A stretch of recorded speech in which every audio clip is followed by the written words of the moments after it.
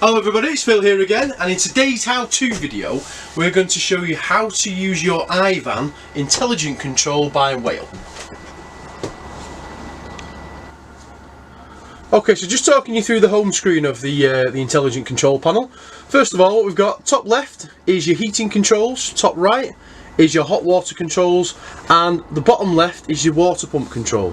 Now when controlling your water pump, by pressing it, as you can see, a yellow border appears around the switch, and that's now to tell you that the pump is now activated and ready for its next command.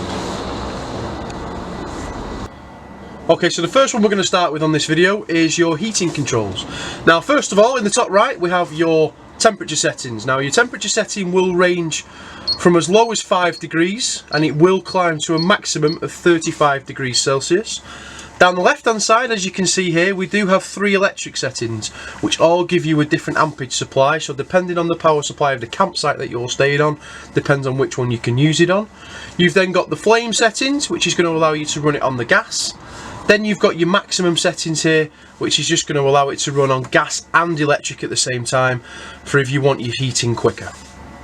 And then the final section to the heating side of things is the frost protection, which is down in the bottom right. Again, press on the little snowflake, that will highlight a yellow board around and that will activate the frost protection. So now we've finished on the room heating settings, what we are going to do is just press the home screen at the bottom, and this is then going to take us to the water heater settings.